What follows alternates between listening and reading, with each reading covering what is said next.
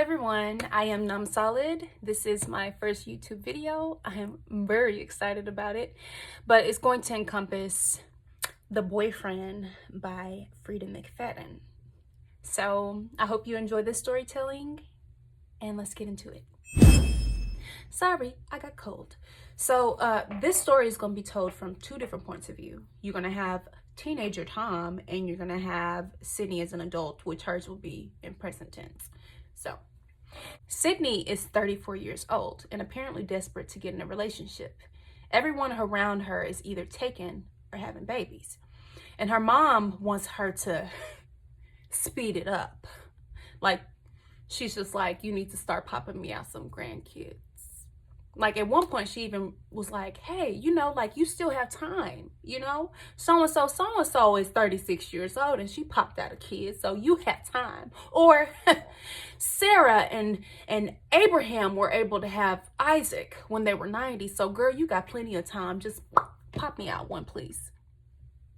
Okay, mother. So she's currently waiting for her date to show up. She met this guy named Kevin on a dating app, and Kevin is described as a Matt Damon. And you're like, okay.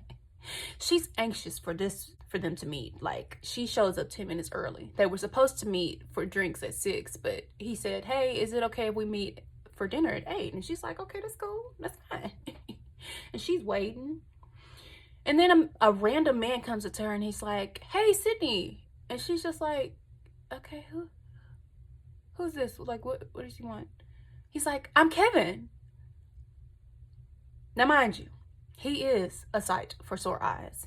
A tall, lanky, bony man, blonde hair that's receding and pulled back into a ratty ponytail. Pause.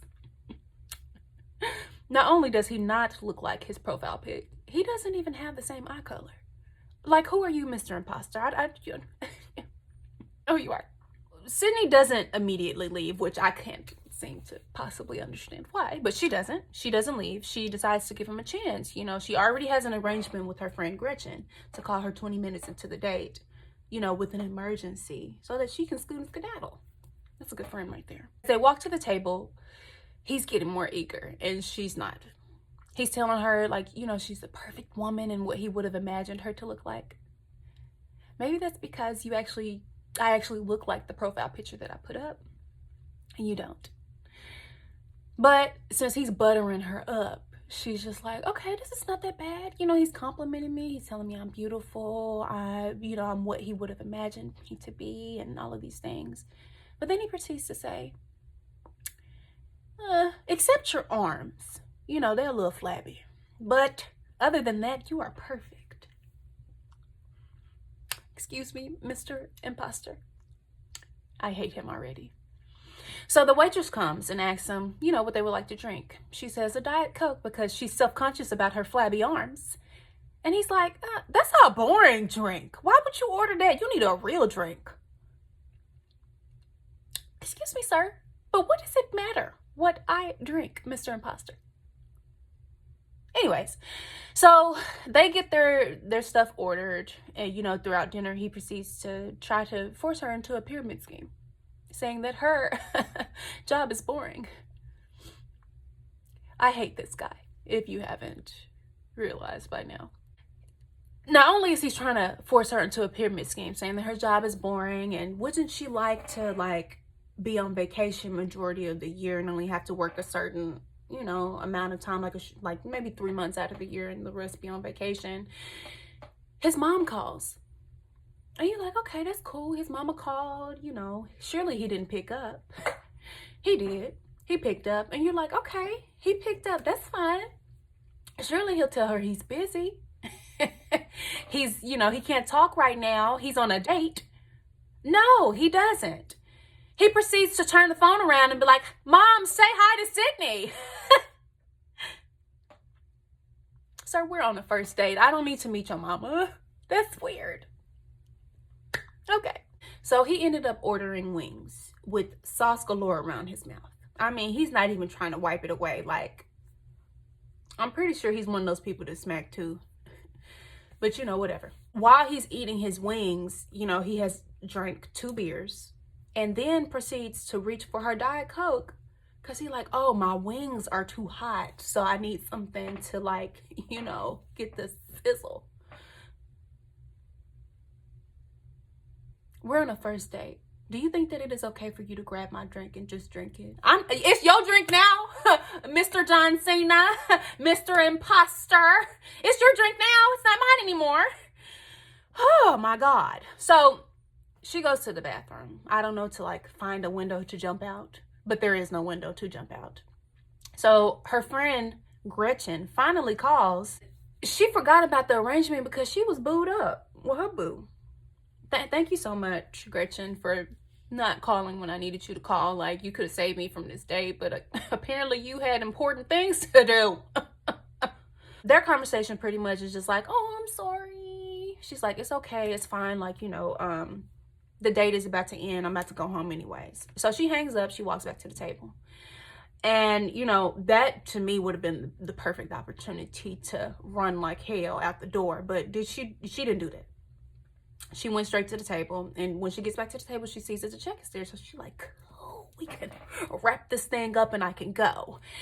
And he was like, you took forever in there. Did you fall in? Shut up.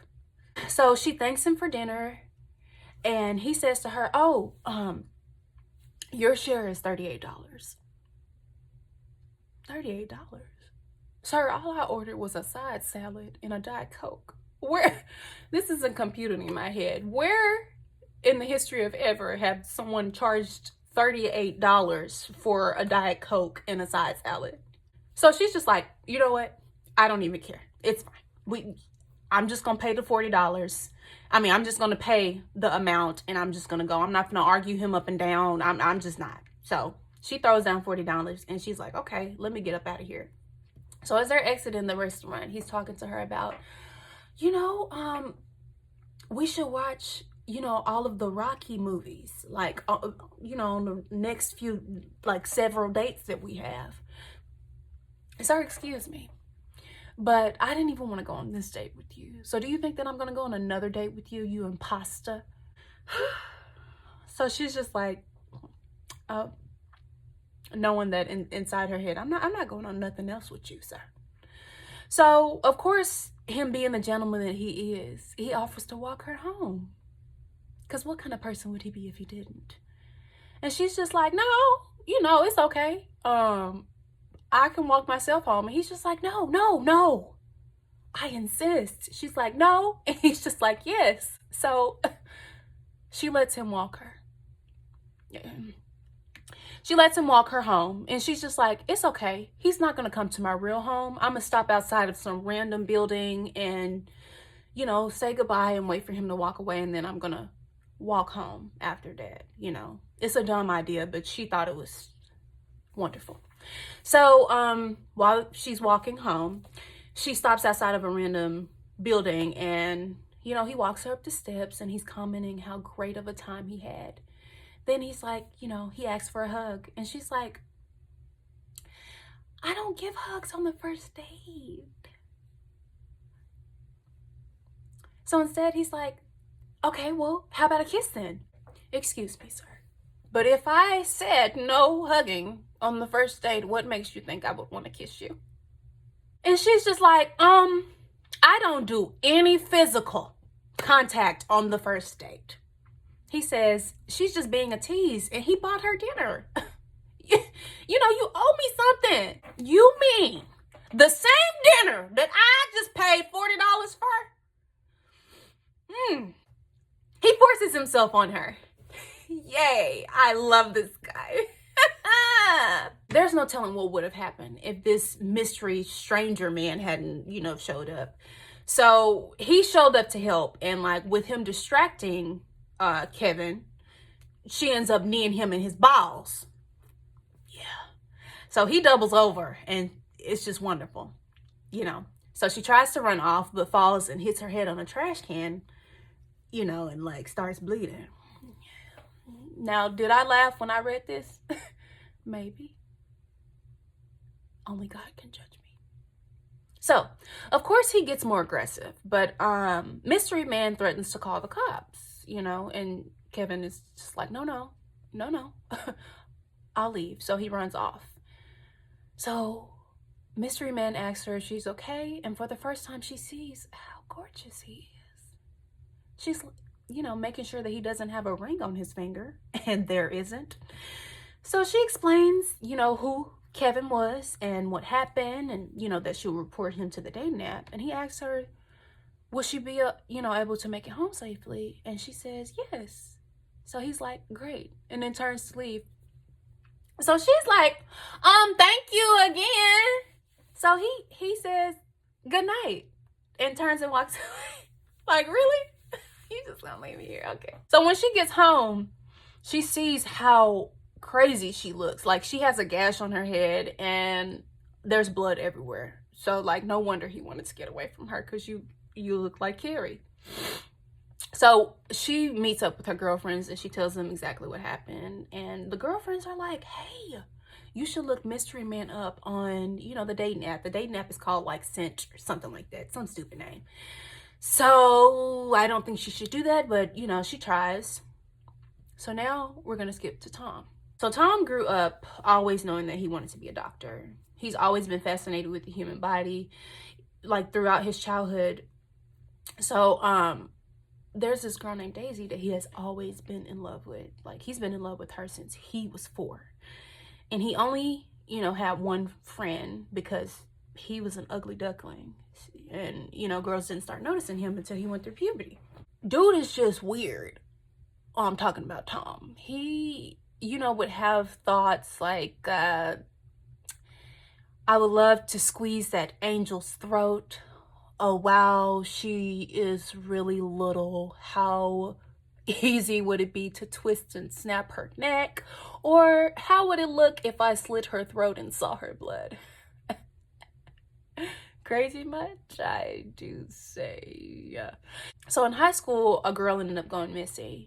Now, I don't know if he had anything to do with it, but he did. He used to tutor her.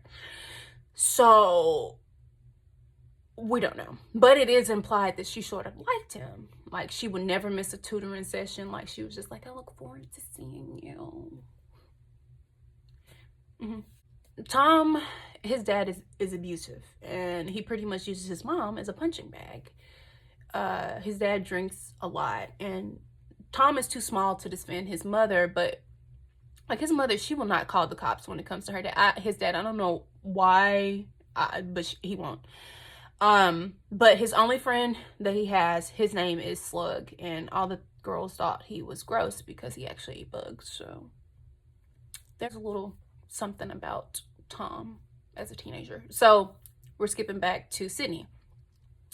So Kevin shows up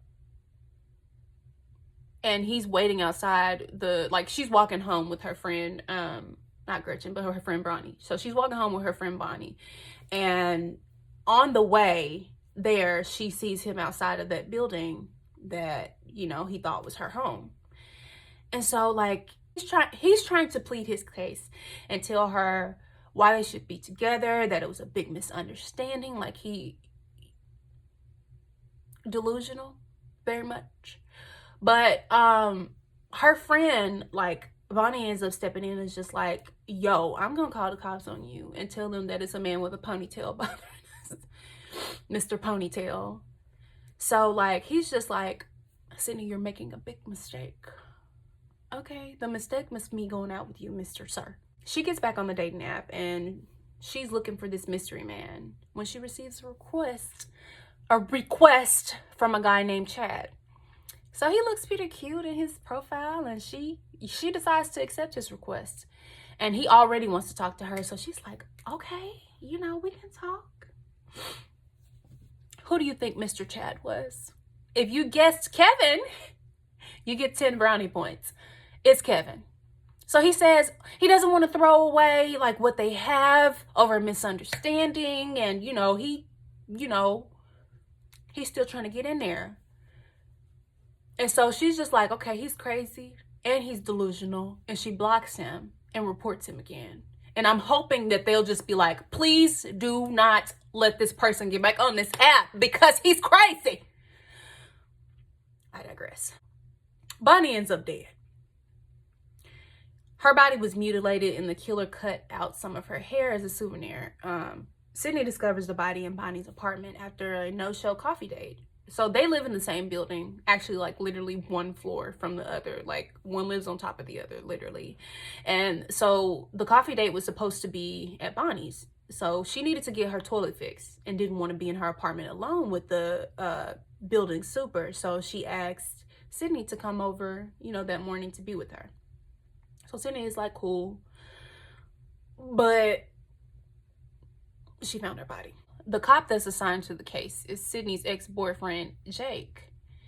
And like, whenever he heard their address for the call, he decided, you know, he wanted to take it because he was just like, I think that's her forwarding address, as meaning it isn't Sydney's forwarding address. So this is, you know, perfect. I need to make sure she's okay. Now I want you to take into account that Bonnie was currently dating a doctor who just recently said he wanted to make things official. Nobody has ever met this doctor, never showed pictures of him, nor was his name ever mentioned. The type of friend that I am, I want to know. I'm nosy. I want to know how he looked, social security number. I need to know where he lives, who his family is, what his job is. Like, I need to know these things so that I know that, like, whoever you going with. But Sydney is a different type of friend because she was mainly, you know, jealous because she had nobody and Bonnie had somebody. So yeah. So also, side note, Sydney at one point, she wondered if the mystery man that, you know, she met that helped her out, if that was Bonnie's doctor boo. Like, could they be the same person? Of course, the first persons of interest are always like the people she's dated, you know, yada yada. But the people she's dated is like half of New York City. So that's a lot of people. So they went through her dating app profiles and, you know, these people are not, like, she's not really been in contact with a lot of people. But mystery doctor boo. The so-called doctor that she was dating was actually texting her from a burner phone. Now, doesn't that seem suspicious? Because why?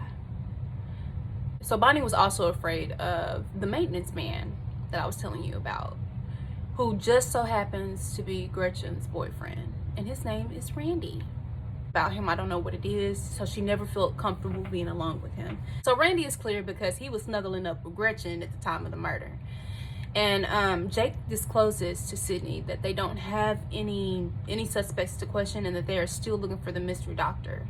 He does say that the fingerprints found in Bonnie's apartment matches prints from another woman's death that happened about 6 months ago. And there is also another murder victim whose case hasn't been solved but has the same MO and the same fingerprints in there. So this is a serial killer. Bonnie's funeral happens and Sydney thinks that she sees Kevin there in the very back. What is wrong with this man? Because why? But she thinks her mind, like her eyes, is playing tricks on her. Playing tricks or not, I am telling all the coppers about you, sir. Like, just tell them. Just tell them. Bonnie's mother at one point like confronts Sydney and is just like, you know more than you think you know. You need to remember, like, who is he? Like, what kind of friend are you? And like, I understand where she's coming from, but back up, lady, because I will tackle you at your daughter's funeral. Yes. Well, fast forward 2 months. Sydney decides to reactivate her online dating app because she loves it. She goes on a coffee date with a guy named Travis. And the date is going so well that he asks her out to dinner. Like, they're having such a good time. Like, they steady ordering different food, different drinks, like, just so that they can prolong the time that they have together. And she's just like, it's going so good. But then all of a sudden, her nose starts bleeding. And he literally passes out from the sight of the blood. Like, that's just crazy to me. I mean, I don't like blood either, but pass out, straight pass out. Okay. She has a condition called von Willebrand disease. I think I pronounced that wrong, but you can look it up yourself. This disease prevents her blood from clotting. So like, it's easy for, like, even if it was a blood clot, for it to like break because her blood is like really thin. So guess who shows up? Mystery Man. So the one she's been looking to find. Okay. So he comes to the table to check on her date, like, because dude literally passed out of his chair straight onto the floor. Once he comes to, Travis won't even look at her anymore. He was squeamish. So dinner is a no-go now with him. Like, Travis literally was like, oh, I'm dipping. I ain't even gonna look at you, and I'm gonna leave you with the check, which is very rude. But also, what coffee shop are y'all going to where you gotta pay for it? Like, it's a no restaurant.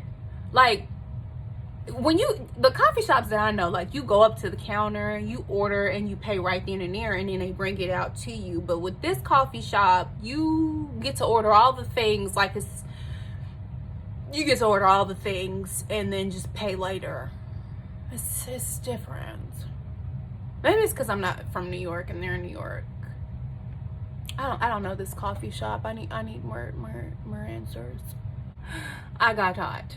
So Travis ends up dipping out on the check. He's just like, I ain't got time to deal with whatever it is that you got going on, so I'm good, ma'am. Mystery man, he actually ends up paying for the check because he like, dude is a jerk. He just gonna dip out on you and he passed out. Like, that's weird. So she's like, thank you. And so he invites her out to dinner. And I'm like, I like Mr. Mystery Man. Like, he's sweet. So she says, okay. And she introduces herself to him. And he says, my name is Tom Brown. Is this the same Tom that was saying all that crazy stuff when he was a kid? I hope not. Let's actually go back to Tom's teenage years. The cops found the missing body of that girl. Her name was Brandy, by the way. So now they're looking for possible suspects. They're calling all the boys in the grade, to the principal's office to see, to ask some questions. So Tom, of course, I told you earlier, he used to be her tutor, but he's not considered a person of interest. Now, Daisy, the girl that he's so in love with, her father is the chief of police. But because he likes Tom, he's like, oh, you're good with me. As a matter of fact, you make sure you walk my daughter home every day. I trust you. I would not trust him at all. But you know what? It's not my business. But Daisy's best friend, Allison, she cannot stand Tom. Like, she don't trust him. It's something about him that she doesn't like. And once they find, because they do find Brandy's body, tortured and mutilated, Allison starts to look at Tom differently. She's his partner in lab, and they dissect a lot of stuff. And she's not the one leading the dissection. It's always him, and he always seems so excited to cut up stuff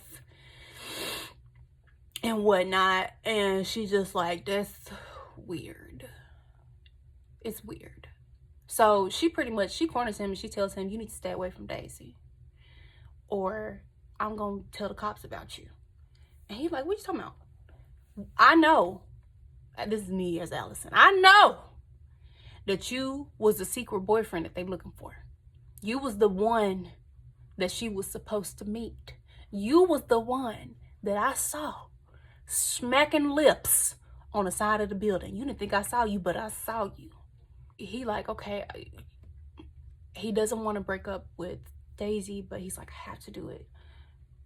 But he didn't break up with her. In fact, he told her he loved her. I'm like, sir, you going in the opposite direction. Like, but whatever. She only gave him 3 days to break up with her before she told Daisy everything, and she told the cops. I told y'all, remember that Tom's dad is very abusive. So he ends up killing his father. He did. He stabbed him in the stomach. He stabbed him in the stomach and he twisted, and he also slit his throat. And you just like, dang. And me, I was like, dang, you killed him. Like, I was shocked, but then again, I was just like, no, I'm not shocked, because he had been romanticizing it the whole time. Like,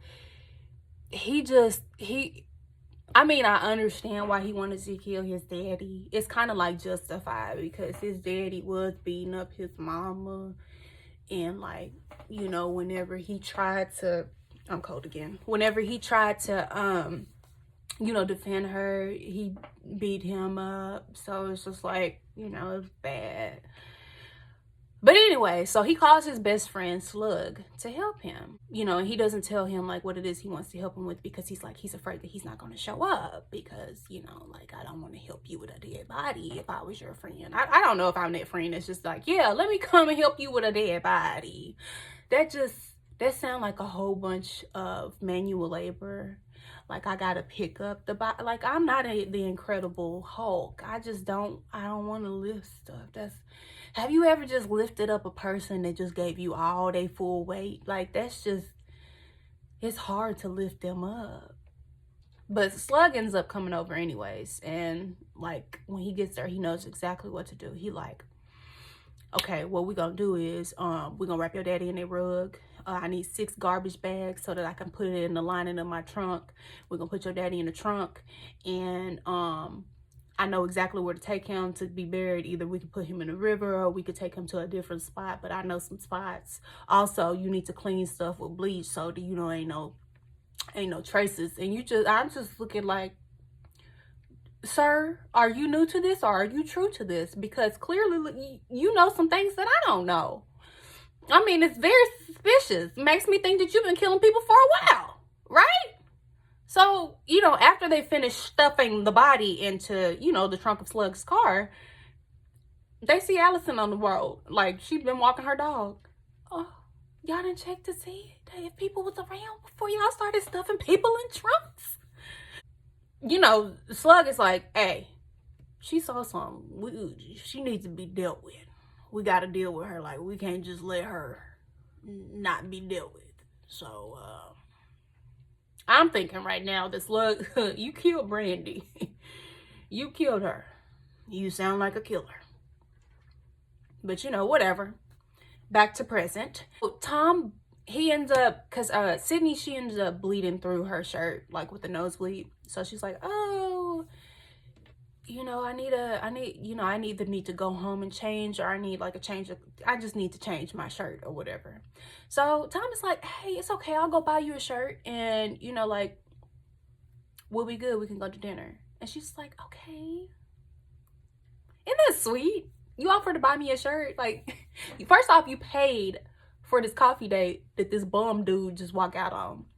Then you buy me a shirt, and now you're gonna take me to dinner?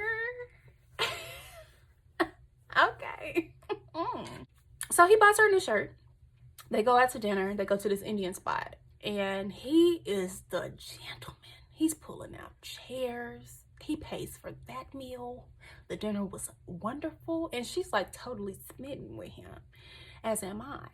They have really, you know, great conversations. He tells her that, you know, his father had died from a heart attack, and she tells him, yeah, my dad died from a heart attack recently too, so it's, you know, it's just me and my mom. And she also tells him, first off, your daddy did not die from a heart attack, Mr. Tom.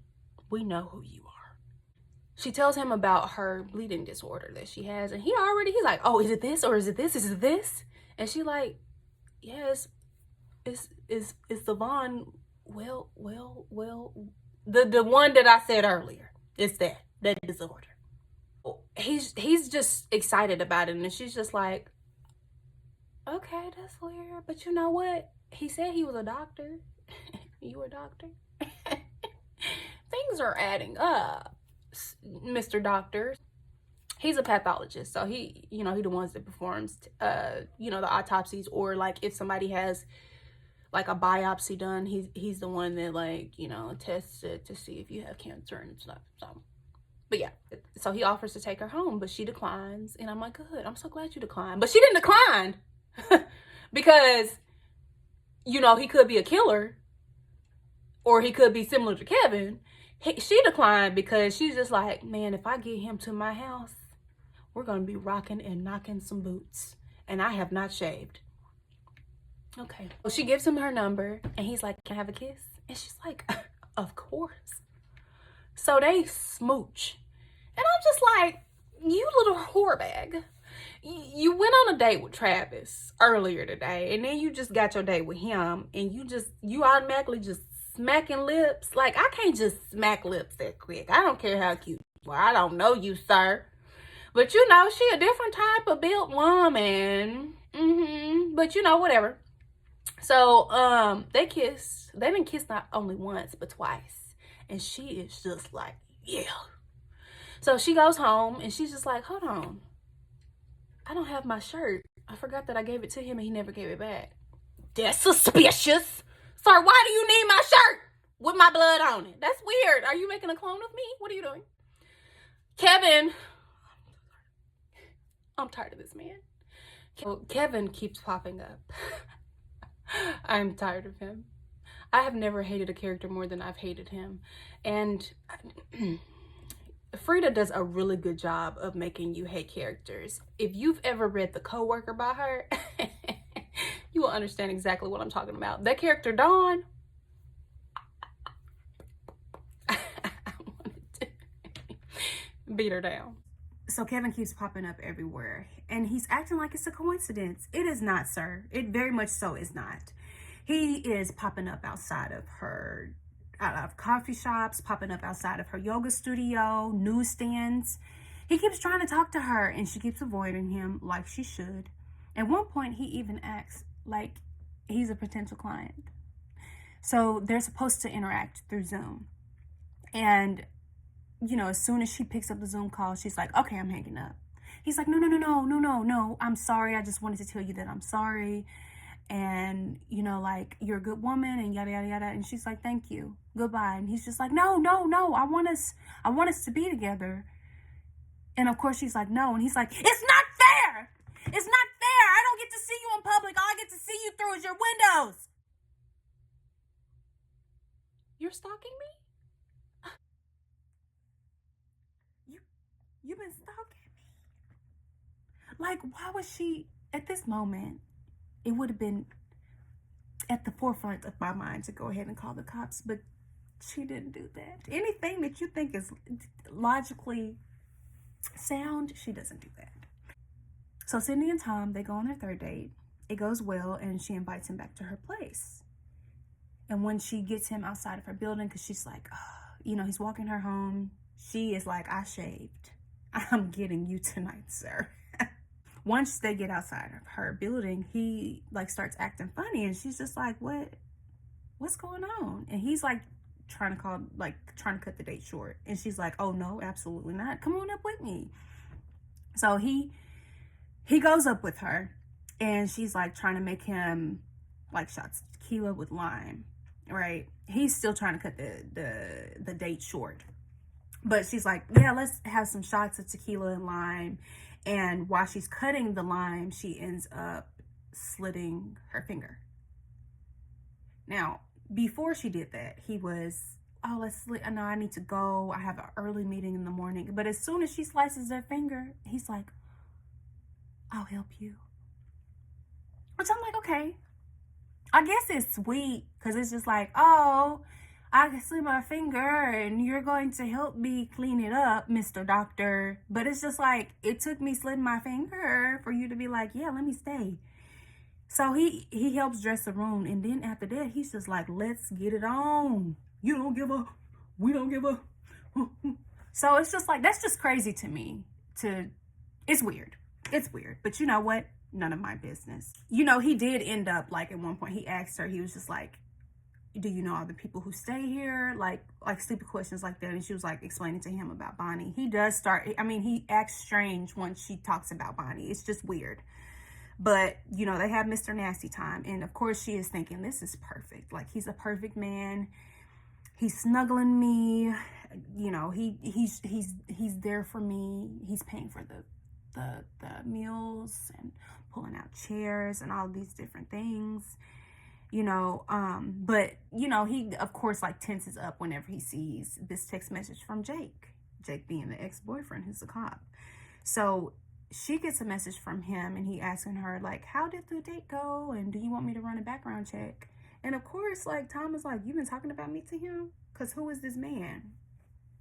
And she's like, oh, no, he's just, ever since what happened with Bonnie, he's just, you know, trying to, like, just make sure that I'm good or whatever. But I can, like, it's nothing going on. I'll just go ahead and just tell him, you know, stop texting me. So she sent him a snarky message and saying like, my personal business is none of yours and you don't need to run a background check on him. She tells him about how serious her and Jake's relationship like used to be, how they used to live together. And like, of course, that's not going to make him feel any better. And she was just like, haven't you been in a serious enough relationship where you've like, you know, lived with the person? And he's like, no. And she's like, that's weird. I don't really think that that's weird, because you don't have to be shacking up with everybody. Like, and sometimes you just want your personal space. Like, you don't want nobody in it. So it's just like that, you know, it's preference. And like, I'm just like, if I ain't married, I don't want to live with you yet. That's just me. But, you know, whatever. He proceeds to tell her, he's just like, I was only in love once.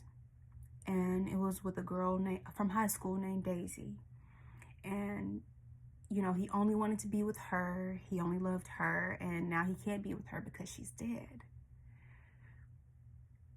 And I'm like, what happened? How did she end up dying? Because things aren't adding up. Like, how did she end up dying? Like, what happened? Did you kill her, Mr. Surgeon, or whatever you are? So we're going back to Tom's teenage years. So Daisy's best friend, Allison, is now missing. The police returned to question all the male students as they did with Brandy's case. And on this visit, Daisy's father, the police chief, he's suspicious of Tom. He's like, I know that Allison did not like you. Like, all of her friends know that she hated you. She could not stand you.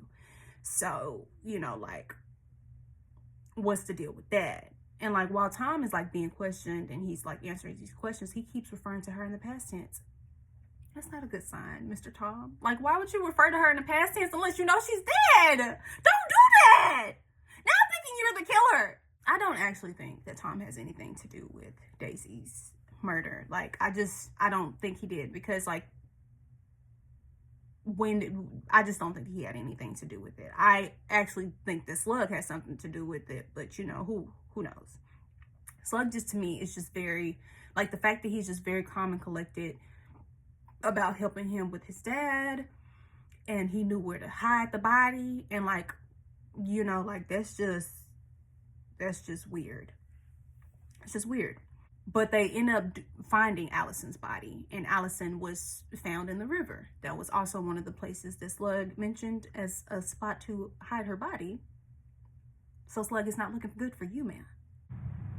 So Tom's mom knows that he killed his father. Like, she's piecing everything together. Her rug is missing. There is a stain on the couch. Like, she's putting two and two together. Also, the cops came to their house and is trying to question him and also bring him to the station. Like, she knows something is not right. And Daisy's father, the chief of police, he thinks that Tom is the killer. Like, he has to be. He just has to be. He hasn't been able to see Daisy because her dad has told her to stay away from him. So he sneaks out to meet Daisy, and she ends up telling him that Allison told her that she should break up with him because he is dangerous, and she saw him and Slug putting a dead body in a car. Not only that, but she also saw the blood on Tom's hands. It's not looking good for you, Tom. And he, of course, is like trying to be like, no, that's not what happened. It was raw meat that we were putting there. It was hamburgers that we were supposed to have for a cookout or something like that. Some nonsense. Also, apparently, some of the girls have been telling the police that Slug is a peeping Tom. No pun intended. So he keeps trying to convince Daisy that, like, he would never do anything like he would never do anything wrong. Like, he would never kill anybody. He doesn't have a reason to do something like that, and she has no reason to be scared of him.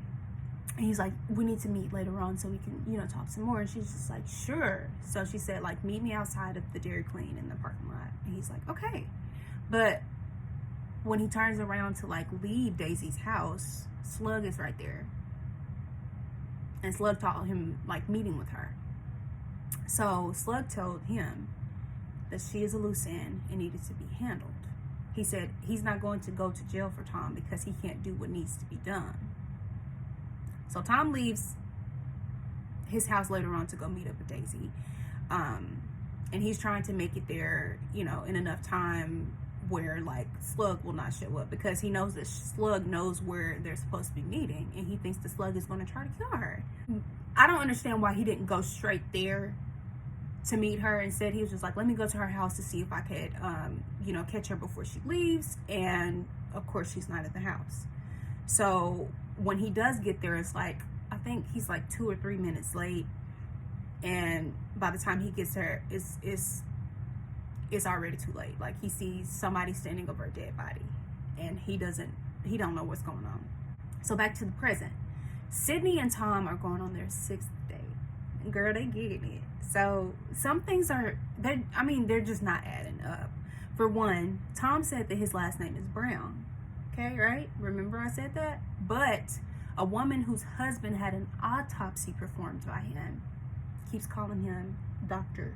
Brewer. Now, whenever Sydney learned about that his name was Brown, she kept trying to look up Tom Brown, like socials, everything, and she couldn't find anything on him.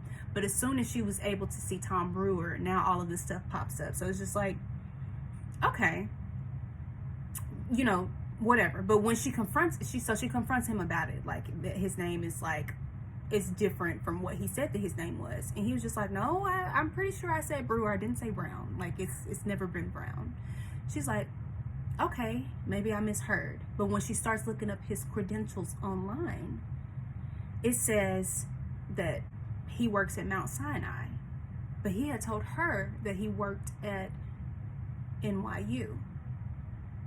Now, those don't even sound remotely the same. So, like, okay, it's okay, Brewer Brown. I mean, they still don't sound close to each other, but, you know, okay, I'll just give you the benefit of the doubt. But with this one, sorry, these are totally different.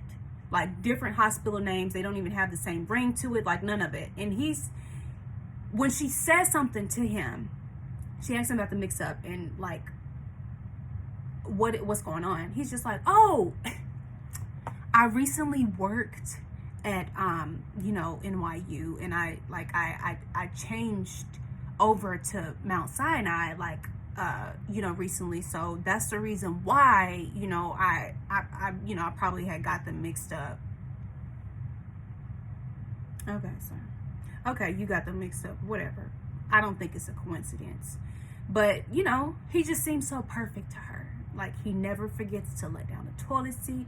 He's generous, always paying for all the meals. A gentleman, holding open doors, pulling out chairs. Always giving money to the homeless and donating to charity. They even have the same taste in movies.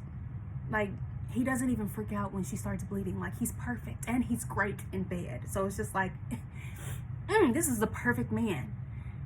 But there's something about him that just seems off. Like, his reactions to certain things just don't make sense.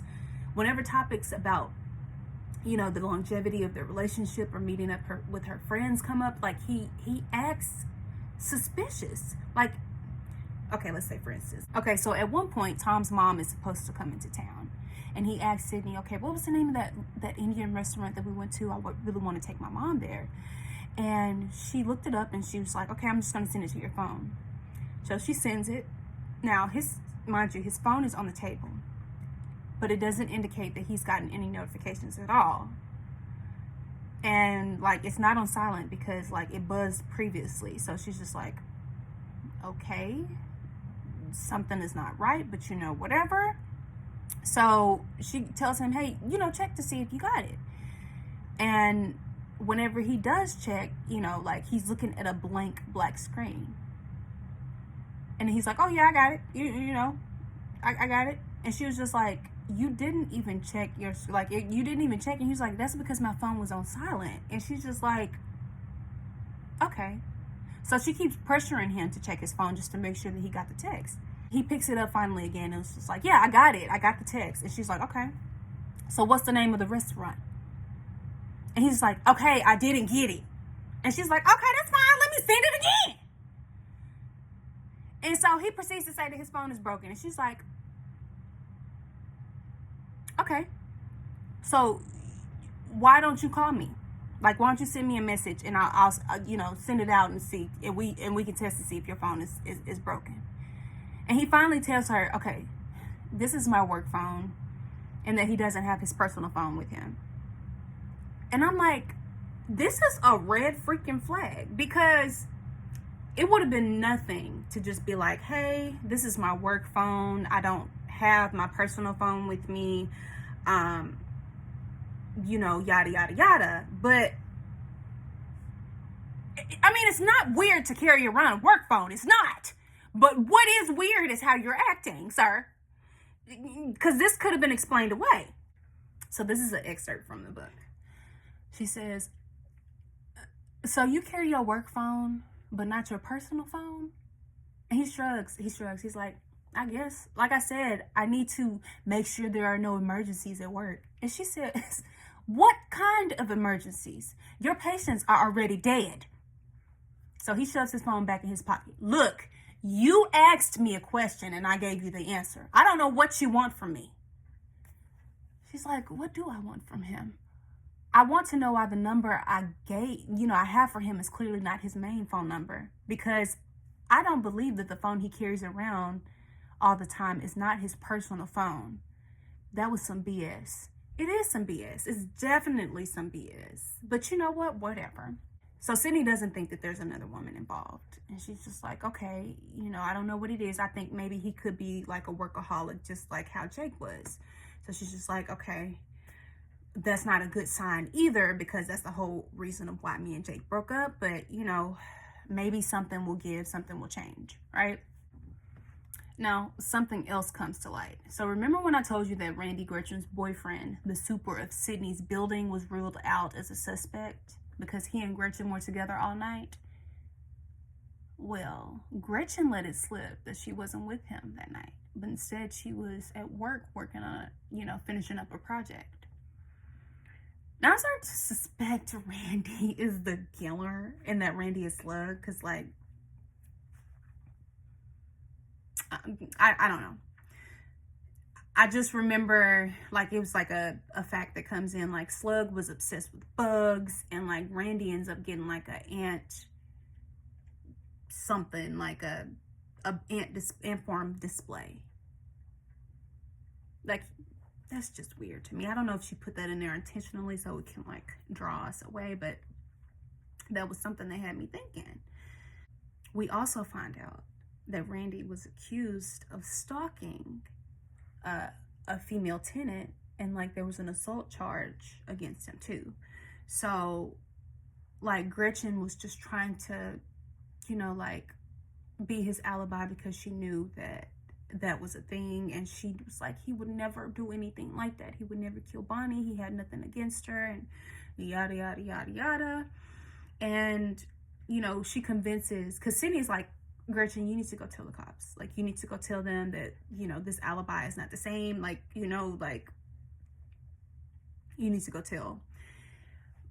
But Gretchen is just like, no, like, basically, like, this is the first time I've been happy. I finally have me a man. I'm desperate, basically. And she's just like, okay, I won't tell the cops. Also, like, Sydney also remembered that Randy's fingerprints did not match any of the other victims, who were killed. So she's like, okay, that's fine. I won't say anything. But there's still something that I don't like about Randy, is what she's thinking.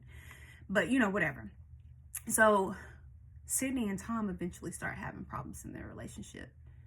You want to know why? Because he keeps avoiding things that will result in them being long-term. Like, he keeps lying about small stuff.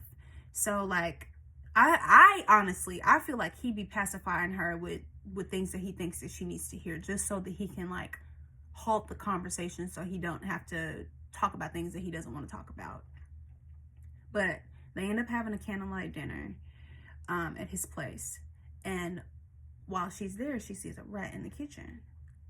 And so she's, she calls him into the kitchen, and he's just like, oh, I'll take care of it. You just go ahead and, go into the living room. And she's like, okay. So she hears him beat some stuff, and she's just like, okay, what was that noise in there? And he was just like, oh, I I put the rat in a paper bag and I beat it with a hammer. He just beating rats with hammers and paper bags. Serial killer, hash slinging slasher. Like, what are you? Like, that's just so. I mean, I don't like rats. I don't like them. And you know the way that I smush roaches.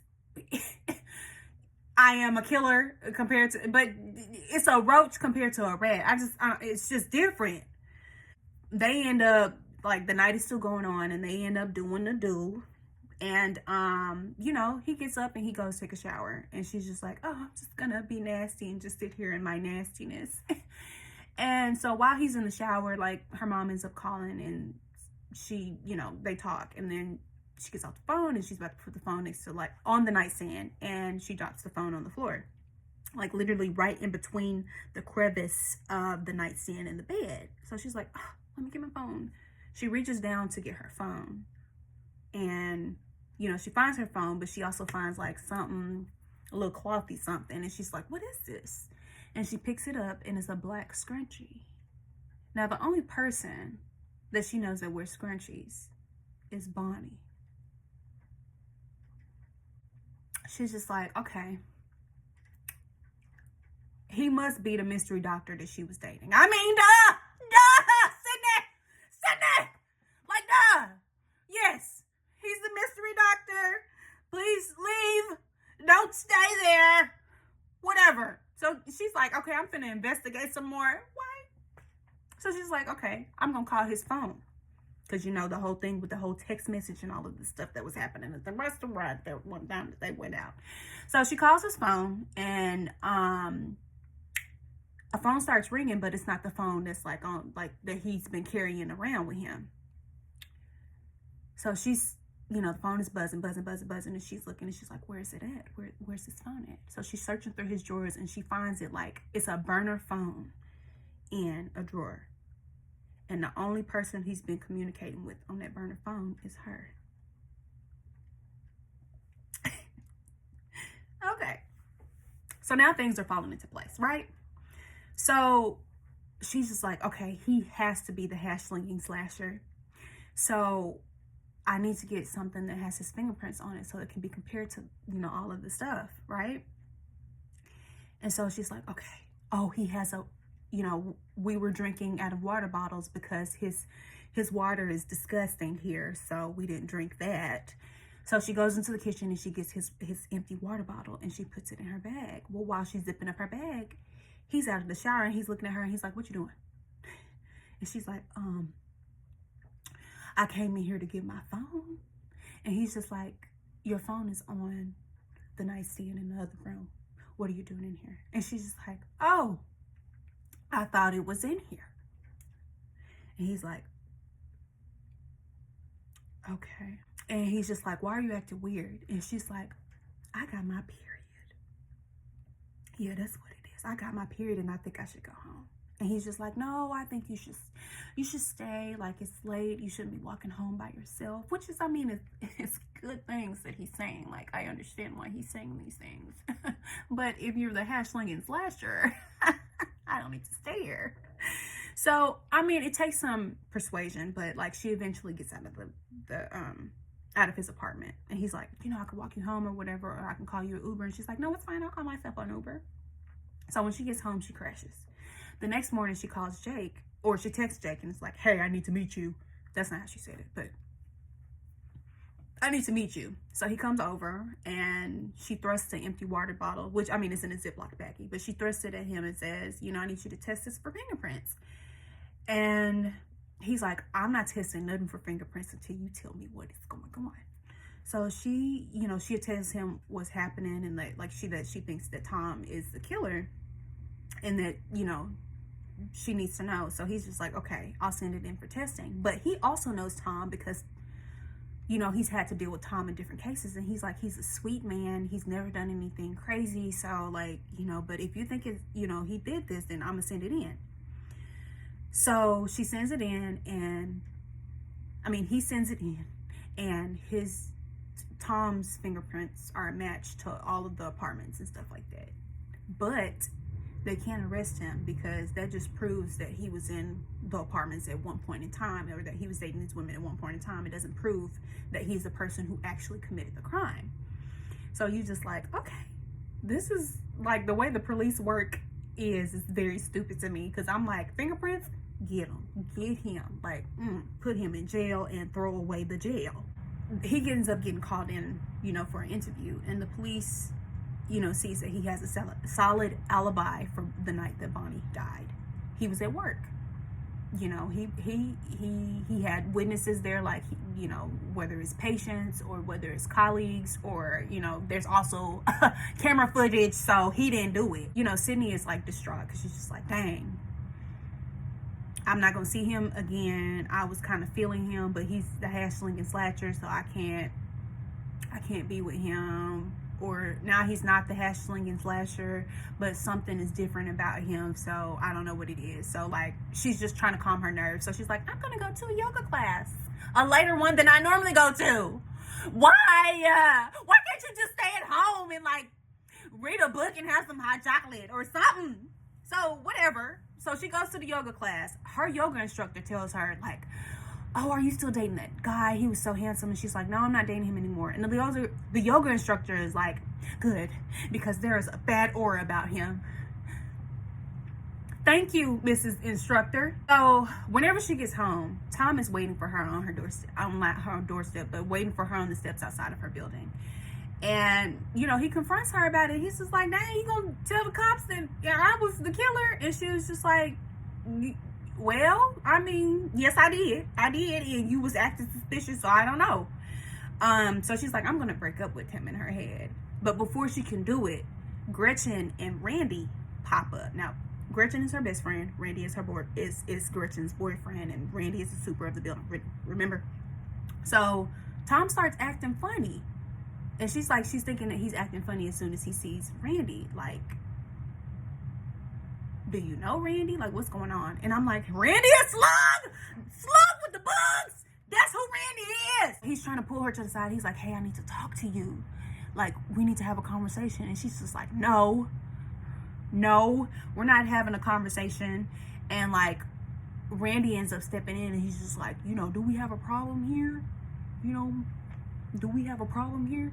And he's like, no, we don't have a problem here. Like, this has nothing to do with you. And like, of course, like, they're like, you need to leave him alone. Like, I mean, you need to leave her alone, Tom. You need to leave her alone.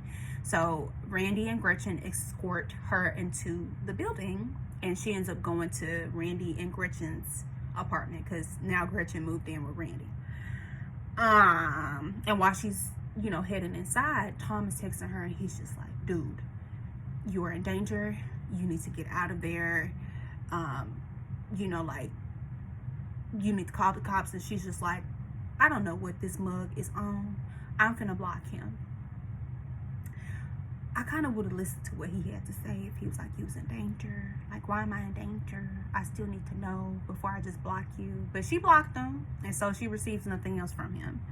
So she goes in, she has dinner with them, and while they're having dinner, Randy proposes to Gretchen. And that's like, oh, that's cute. Yay, they're gonna be together. So while they over there smacking lips and stuff, she's like, okay, I'm gonna go to the bathroom. So she excuses herself, and while she's in the bathroom, you know, she's like, I might as well use the bathroom. So she uses the bathroom, but the toilet won't flush. This building is raggedy, because what is wrong with all these toilets not working? The whole reason why Bonnie needed the super helping her out is because the toilets be not flushing. Like, fix the toilets. Anyways, so she's just like, I don't need anyone to help me with these toilets. I know a trick.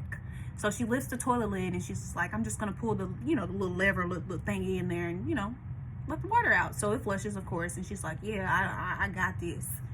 Except for when she looks down in there, she sees that it's a Ziploc bag that's taped to the inside of the toilet tank.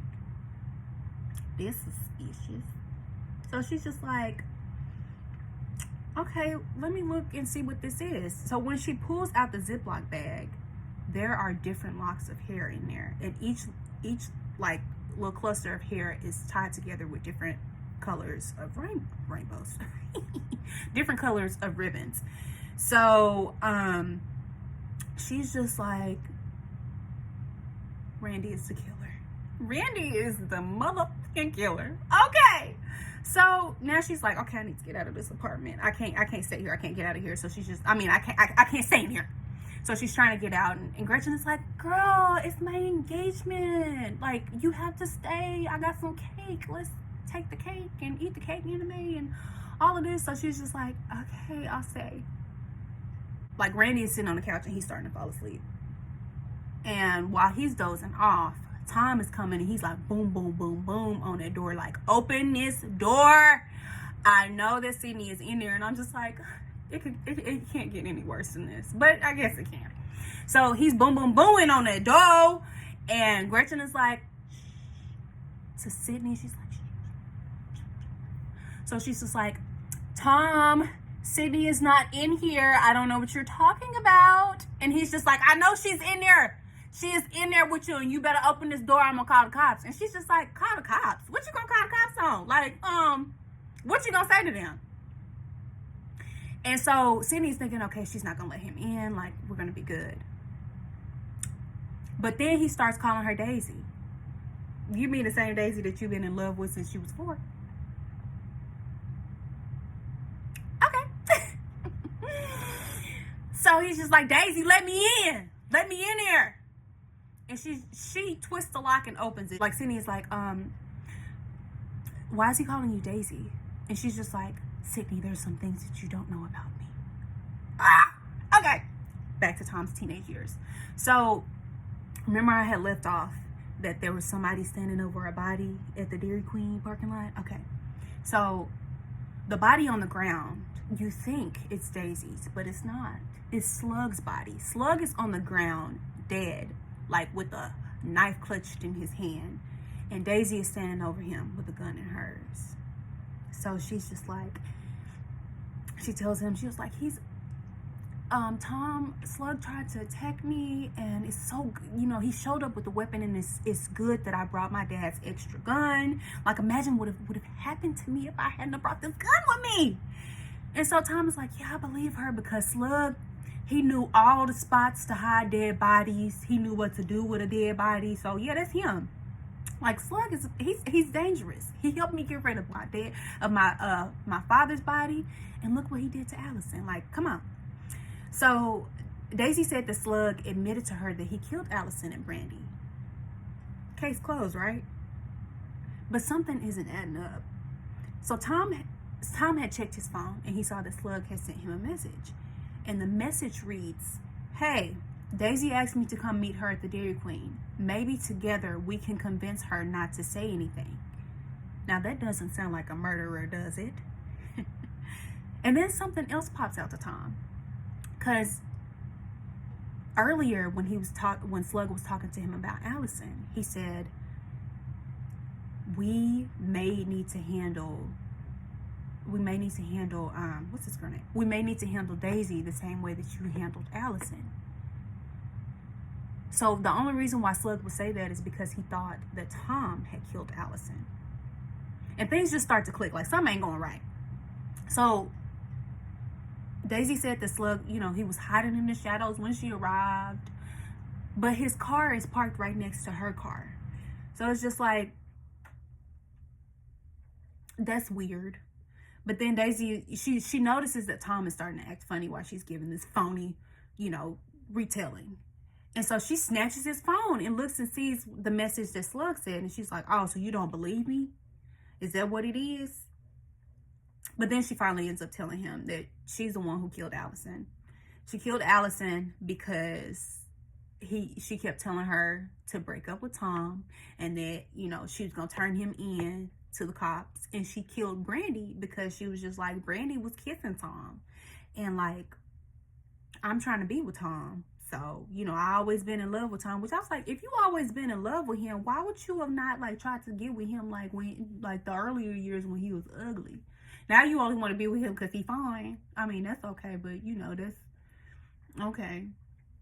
Okay. So she convinces him to go along with like blaming Slug for it. So, her dad is the police chief. So she just, calls her dad and tells him, yeah, But like at that moment, like when he's deciding, okay, I'm gonna go along with this story,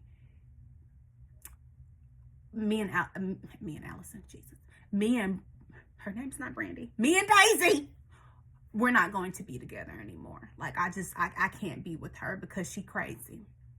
I mean, he crazy too, so I'm like, y'all make a perfect couple, but whatever. So back to the present. So we know that Daisy is a killer, pumpkin killer. That's not how it goes, but you know what I'm saying.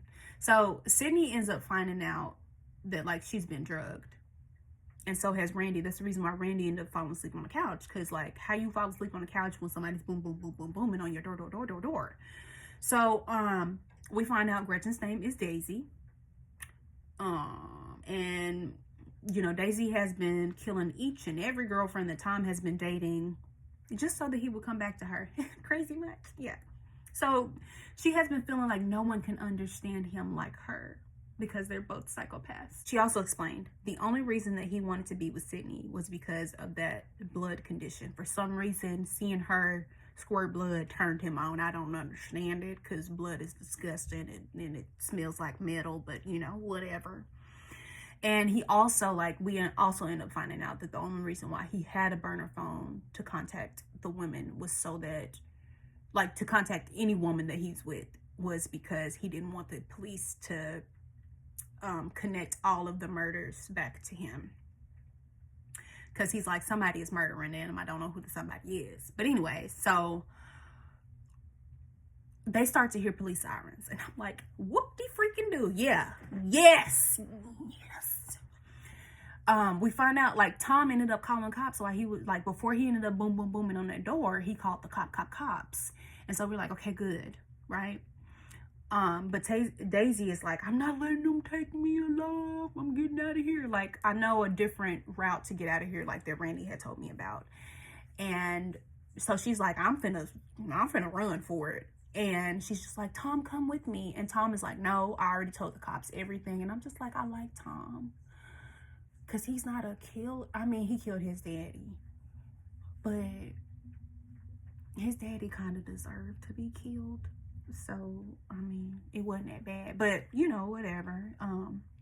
He's like, I'm telling the cops everything, you know, so that they can come and they can take us in and stuff and everything. She's just like, yeah, you need to just come with me. Just come. And he's just like, okay, I'll go with you on one condition. You stop killing you just stop killing. And she's just like, okay, I will. Now let's kill Sydney. And he's just like, hey, I just said no more killing. And she's just like, but she's a witness and she knows everything and she gonna tell them about us. And he's just like, no more killing, starting with Sydney. Like, Sydney is the first person that we're not gonna kill anymore. And she's just like, okay, but what if they deserve it? And he's like, okay, that's a different story. If they deserve it, that's a different story. That's a different story. You just gonna, you know. So anyways, so they escaped. And, you know, like, the cops end up finding Sydney passed out. Oh, I forgot to tell you that, what's this girl name? Daisy, aka Gretchen. There's so many names in here. Daisy, aka Gretchen, ended up killing Randy. Like, she was just like, at one point, like, Tom was just like, for you to say that you're really in love with me, you got this dude over here. And she's just like, he don't mean nothing. Yeah, so she killed him, and she was trying to make it to where Randy was the one who took the fall for everything.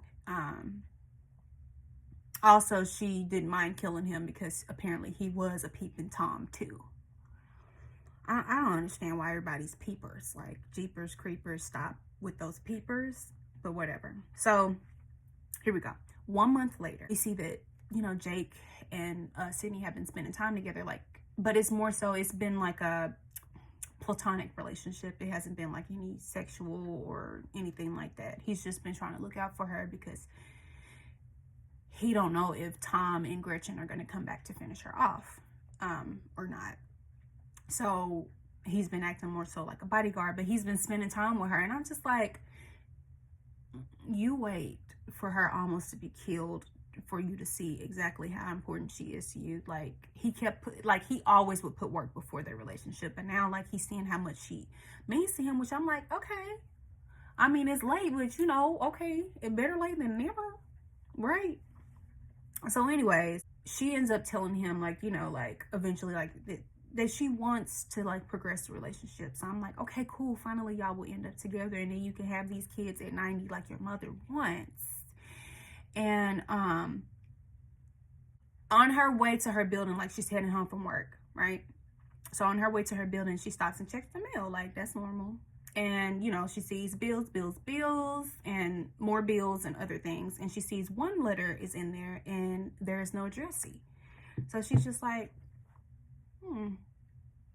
maybe I shouldn't open this, which would have been my thought. Don't open it, leave it alone, throw it in the trash, whatever. It could have whatever that poison is that people be putting in letters.